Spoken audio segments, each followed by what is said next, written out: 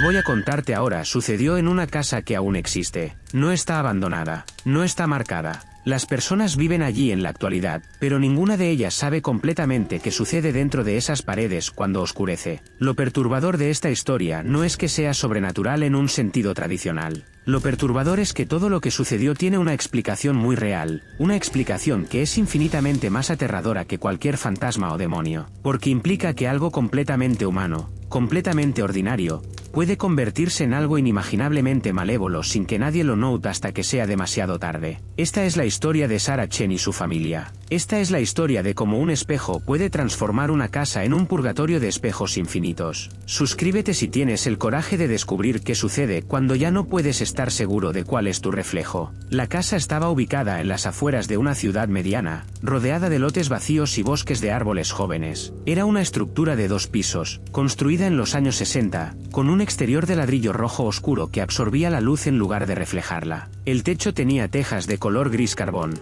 Las ventanas eran pequeñas y estrechas, como ojos entrecerrados. Desde el exterior, la casa respiraba una atmósfera de aislamiento, como si estuviera separada del mundo que la rodeaba por una distancia invisible. El interior era donde la extrañeza verdadera comenzaba. Cada habitación tenía espejos. No espejos ordinarios colgados de las paredes, espejos gigantescos que cubrían las superficies completas. En el salón, una pared entera era un espejo. En el pasillo, el espejo se extendía desde el piso hasta el techo. Incluso en los dormitorios, había espejos colocados estratégicamente. El dueño anterior había sido un coleccionista de espejos, aparentemente obsesionado con la idea de expandir los espacios, de crear la ilusión de infinitud. Pero lo que había creado en su lugar era una mazmorra de reflejos, un lugar donde uno nunca podía estar completamente solo porque siempre había una versión de sí mismo mirándolo desde algún ángulo. La familia Chen no sabía nada sobre los espejos cuando compraron la casa. El dueño anterior había fallecido en la casa, supuestamente de un infarto, y la propiedad fue vendida rápidamente a través de una agencia. Los agentes inmobiliarios no mencionaron los espejos prominentemente, solo fueron descritos como una característica arquitectónica única. Sarah Chen era una abogada de 38 años que se había mudado a la casa con su esposo Robert y su hijo de 10 años, Daniel. Los primeros días fueron emocionantes. La casa era espaciosa, el precio era asequible para su presupuesto, y los espejos, pensó Sarah, podría simplemente cubrirlos o reemplazarlos si lo deseaba. Pero algo cambió durante la primera semana. Sarah comenzó a notar que sus reflejos no siempre coincidían con sus movimientos. No drásticamente, solo detalles sutiles. Su reflejo en el espejo del dormitorio parecería estar mirando en una dirección ligeramente diferente de la que ella estaba mirando. Su reflejo en el espejo del pasillo levantaría un brazo medio segundo después de que ella levantara el suyo. Al principio, Sarah lo atribuyó a ángulos visuales engañosos. La mente juega trucos constantemente, pero luego sucedió algo que no pudo ignorar. Una mañana, mientras se preparaba para el trabajo, estaba de pie frente al espejo del baño. Vio su reflejo hacer algo que ella no había hecho. Su reflejo sonrió, no una sonrisa amistosa, una sonrisa ancha y antinatural que mostraba todos los dientes. Sarah nunca había visto esa sonrisa en su propio rostro. Saltó hacia atrás, asustada. Cuando se atrevió a mirar nuevamente, su reflejo estaba de nuevo en sincronización perfecta, mostrando su expresión actual de perplejidad. Sarah se contó que era estrés, era falta de sueño, era la imaginación trabajando horas extras, pero en lo profundo de su mente, sabía que algo no estaba bien. Lo que Sarah no sabía era que los espejos en la casa no eran simplemente espejos. El dueño anterior, un hombre llamado Thomas Soulry, había sido un artista obsesionado con la idea de la multiplicidad del yo. Creía que cada persona tenía múltiples versiones de sí misma, diferentes personalidades o yous que existían en una dimensión ligeramente desplazada. Creía que los espejos, si se colocaban correctamente, si se combinaban con ciertos símbolos e invocaciones, podrían abrir un portal a esas otras versiones. Y según sus notas, que fueron descubiertas después, lo había logrado. Los espejos en la casa no solo reflejaban, refractaban, separaban. Durante años, Thomas había pasado tiempo frente a los espejos, comunicándose con sus otras versiones. Había escrito sobre el conocimiento que ganaba de ellos, sobre sus perspectivas alternativas. Pero luego, sus notas se volvieron más perturbadas. Escribió sobre versiones de sí mismo que eran peligrosas,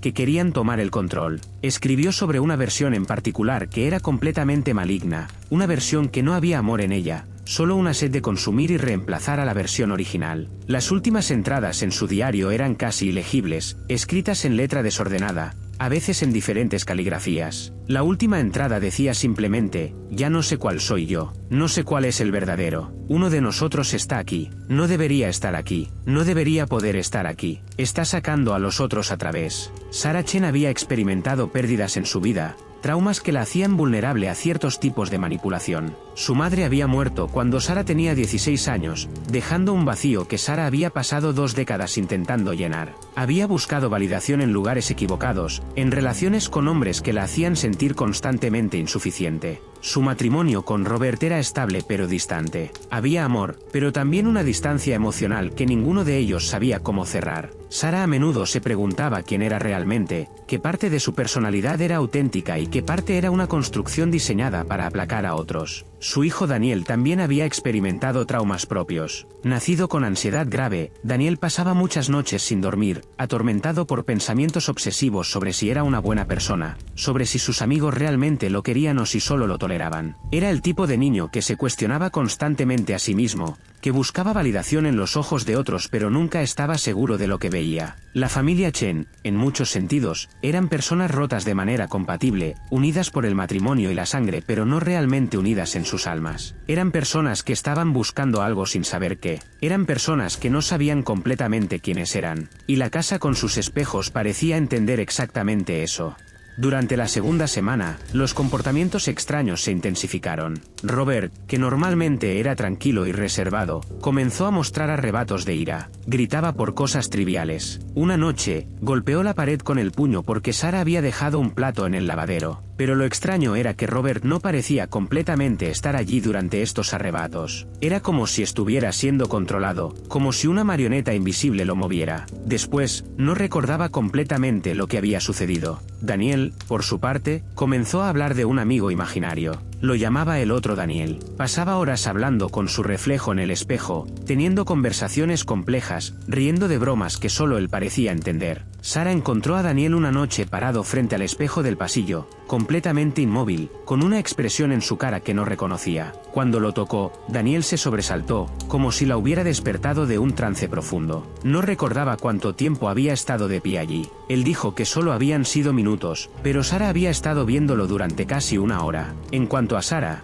comenzó a experimentar momentos de pérdida de tiempo. Se encontraría en habitaciones sin recordar cómo llegó allí. Descubriría que había hecho cosas sin recordar haberlas hecho. Una vez, se despertó en la cocina a las 3 de la mañana, de pie frente a la estufa, con un cuchillo de carnicero en la mano. No había motivo para que estuviera allí. No había comida preparándose. Ella simplemente estaba de pie, mirando el reflejo de la estufa, el cuchillo temblando en su mano. Sarah hizo una cita con un médico, convenida de que algo médico estaba sucediendo. Quizás tenía una infección del tracto urinario que afectaba su cognición. Quizás era una deficiencia de vitaminas. Quizás era hipotiroidismo. El médico no encontró nada. Sus análisis de sangre eran normales. Su presión arterial era normal. Cuando mencionó los comportamientos extraños de Robert y Daniel, el médico sugirió estrés familiar. Sugirió terapia. Pero mientras estaban en el consultorio del médico, el reflejo de Sarah en la ventana del edificio del hospital parecía estar sonriendo de esa manera antinatural nuevamente.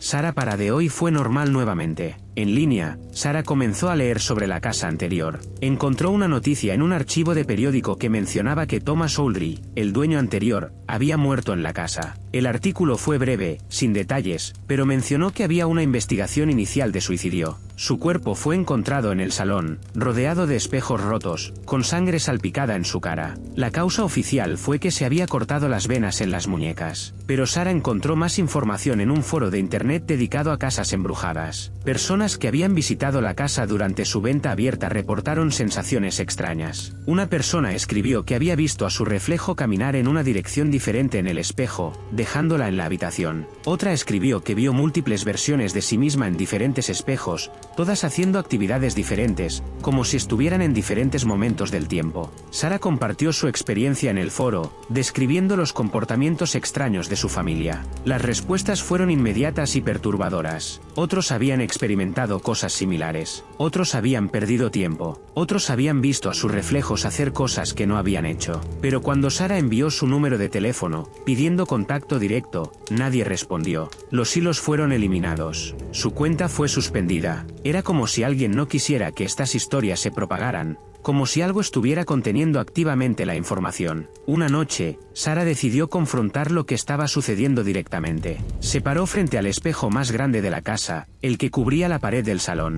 Estaba decidida a ver qué estaba pasando. Su reflejo estaba allí, como siempre, pero esta vez, Sara se dio cuenta de que había algo diferente en los ojos. Su reflejo la estaba observando de manera diferente, como si fuera una depredadora observando a su presa. Sara habló en voz alta a su reflejo. Preguntó quién era. El reflejo sonrió. Lentamente, muy lentamente, el reflejo comenzó a moverse de una manera que Sara no estaba controlando. Su reflejo levantó su mano derecha mientras Sara mantenía su mano izquierda en su costado. Su reflejo giró la cabeza mientras Sara miraba directamente hacia adelante. Su reflejo estaba actuando de forma independiente. Y luego, el reflejo habló. No con sonido. Las palabras simplemente aparecieron en la mente de Sara, inyectadas directamente en sus pensamientos. El reflejo dijo que su nombre era Sara también, pero que era la Sara que podría haber sido si hubiera hecho diferentes elecciones. Era la versión de Sara que no se había casado con Robert, que no había tenido a Daniel, que había tomado todas las decisiones que la verdadera Sara temía tomar. Era la versión de Sara que era libre,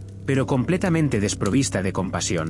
Y ahora que el reflejo existía en este lado del espejo, quería ser el yo primario. Quería tomar el control. Las otras versiones en los espejos, las versiones de Robert y Daniel, también querían el control. Querían emerger y reemplazar a los originales. Sara intentó alejarse del espejo, pero encontró que no podía moverse. Estaba paralizada, mirando a su reflejo mientras la versión reflejada mantenía una conversación silenciosa con ella, descargando conceptos directamente en su mente. Conceptos sobre cómo fácilmente podrían intercambiar lugares, cómo fácilmente podrían atraparla del otro lado. Después de esa noche, Sara se fragmentó. No en un sentido metafórico. Su sentido de identidad comenzó a colapsar bajo la presión de estar constantemente bajo vigilancia por versiones alternativas de sí misma. Comenzó a tener momentos de amnesia completa donde perdía horas o incluso días. Se despertaría en un lugar sin saber cómo había llegado allí, vistiendo ropa que no reconocía, con recuerdos de hacer cosas que ella sabía no había hecho. Su escritura se volvió inconsistente. A veces estaba en su caligrafía normal. A veces parecía que alguien más estaba escribiendo, con una presión mucho mayor en la pluma, ángulos diferentes en las letras. Robert no era mejor. Parecía estar viviendo dos vidas simultáneamente. Durante el día era relativamente normal, pero por las noches, Sara escuchaba a Robert en otra habitación hablando, manteniendo conversaciones completas con alguien que ella no podía ver. Su voz sonaba diferente, más profunda, más amenazante. Daniel prácticamente vivía en un estado de trance. Pasaría horas frente a los espejos, inmóvil, con los ojos abiertos pero sin ver. Cuando lo despertaban, parecía demasiado consciente, como si múltiples versiones de Daniel estuvieran ocupando la misma cuerpo. Diría cosas que un niño de 10 años no debería saber. Hablaba de conceptos filosóficos complejos con una precisión inquietante. Sonreía de una manera que no era propia de un niño. En una ocasión, Sara lo encontró escribiendo símbolos en la pared del sótano. Símbolos idénticos a los que Thomas Aldrich había dibujado alrededor de los espejos. Cuando Sara intentó llevarlo a un médico mental, Daniel se negó violentamente. Cuando llegó el médico a la casa, aparentemente cambió de opinión, actuando completamente normal, haciendo que el médico pensara que Sara era la que tenía problemas. El punto de quiebre vino de una manera que Sara no esperaba. Comenzó con Robert. Una noche, Sara se despertó para encontrar que Robert no estaba en la cama. Lo buscó por toda la casa. Lo encontró en el salón, de pie frente al espejo grande. Lo que hizo a continuación fue tan rápido que Sara apenas pudo procesar lo que estaba sucediendo. Robert tomó un martillo que había estado escondido detrás de un sofá y comenzó a golpear el espejo. Golpes violentos y repetidos que rompieron el vidrio en miles de fragmentos. Mientras el espejo se hacía pedazos, Robert gritó con una voz que no era del todo suya. Gritó que uno de ellos estaba saliendo, que el Robert del espejo no podía estar contenido más tiempo. Gritó que ya estaba del otro lado, que podía sentirlo empujando para pasar completamente.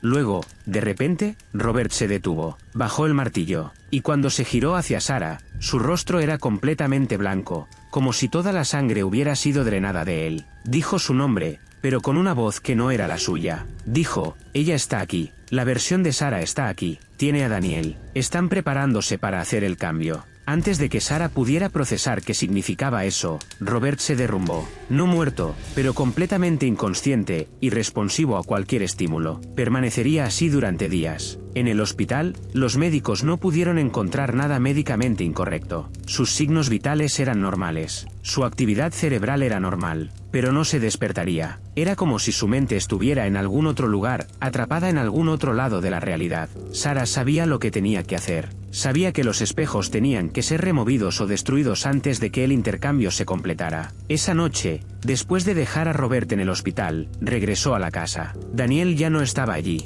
Sara lo buscó por toda la estructura, pero lo único que encontró fueron sus notas, páginas y páginas de escritura en la caligrafía de alguien que no era Daniel. Las notas hablaban de la liberación y el ascenso y la necesidad de hacer espacio. Sabía que Daniel, o lo que quedaba de Daniel, estaría frente a un espejo en algún lugar. Encontró a Daniel en el ático, de pie frente a un espejo antiguo que Sara ni siquiera sabía que existía. Daniel estaba desnudo, con símbolos pintados en su cuerpo en lo que parecía ser sangre. Cuando se giró para ver a Sara, sus ojos eran completamente negros, sin iris ni pupila. La voz que salió de su boca era la suya, pero cargada de una intención que no era completamente suya. Dijo que la versión de Daniel del espejo era mucho mejor, era más fuerte, era más libre. Dijo que el intercambio ya estaba sucediendo, que en cuestión de minutos, el Daniel del espejo estaría del lado correcto de la realidad. Sara, en un momento de desesperación pura, agarró el espejo con ambas manos y lo tiró al piso. Se hizo pedazos. Y cuando sucedió, Daniel gritó,